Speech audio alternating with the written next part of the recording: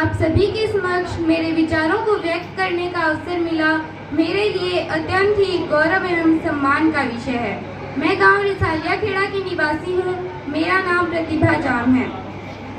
मैं उस देश की बेटी हूँ जहाँ महान सम्राट अशोक जैसा राजा था। मैं उस देश की बेटी हूँ जहाँ महात्मा ज्योतिबा फूले और सावित्रीबाई फूले जैसे महापुरुषों ने शिक्षा की जोत जलाई और महिलाओं के लिए प्रथम स्कूल खोलने का काम किया। मैं उस देश की बेटी हूँ जहाँ जीरो संसाधन होने के बावजूद भी एकलव्य जैसा वीर योद्धा एक सर्वश्रेष्ठ धनुर्धर बना। मैं उस देश की बेटी हूँ जहाँ बिरसा मुंडा जैसे आदिवासी शेर ने इस देश के जंगलों को बचाने के लिए उन फिरंगियों के दांत खट्टे कर दिए थे। मैं उस देश की बेटी हूँ जहाँ एक क्लासरूम के बाहर बैठकर पढ़ने वाले इंसान ने इस दुनिया के संविधानों का निचोड़ निकाल इस देश के हाथों में एक अद्भुत विशालकाय लिखित रूपी संविधान को सौंप दिया था। आज मैं सबका साथ, सबका विकास, सबका प्रयास इस विषय पर अपने विचारों को साझा करूंगी। विभिन्नता में एकता भारत की विशेषता, ऐसा कहा जाता है। क्या वास्तव में यह भारत की विशेषता है? जी नहीं। जिस विभिन्नता को हमें हमारी ताकत बनाना चाहिए, उसी विभिन्नता को हम हमारी कमजोरी बनाकर एक दूसरे से लड़ रहे हैं। दलित विरोध, गुज्जर विरोध, सिख विरोधी दंगे और न जाने कई ऐसे दंगों से हमारे इतिहास के पन्ने भरे पड़े हैं और आज भी हमें ऐसी खबरें सुनाई देती है। हिंदू और मुसलमान की लड़ाई तो यूं बेवजह ही फैली है।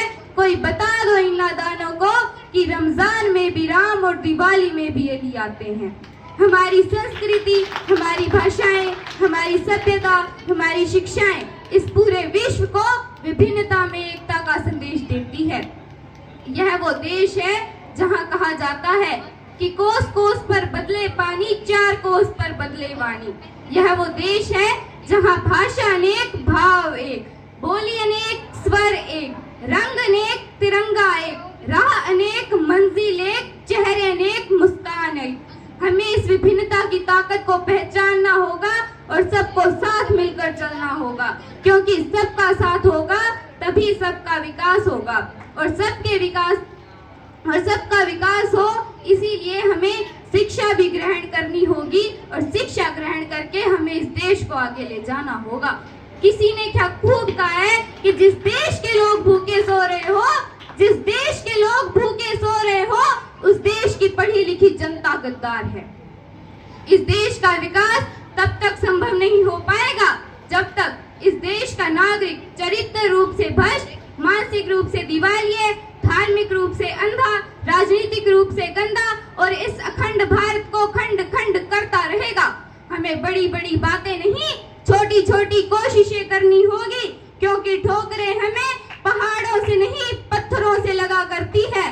इस देश का विकास तब संभव होगा जब हम सब, मैं, आप, हम सब मिलकर प्रयास करेंगे, क्योंकि इस देश की जिम्मेवारी नहीं है हमें आगे ले जाने की, हमारी जिम्मेवारी है इस देश को आगे ले जाने की। और इस देश को आगे ले जाने के लिए हमें शिक्षा ग्रहण करना भी अति आवश्यक है और शिक्षा के महत्व का अनुमान हम इस बात से लगा सकते हैं कि वो व्यक्ति जिसने क्लासरूम के बाहर बैठकर पढ़ाई की, वो आज संसद तक भी पहुंच गया।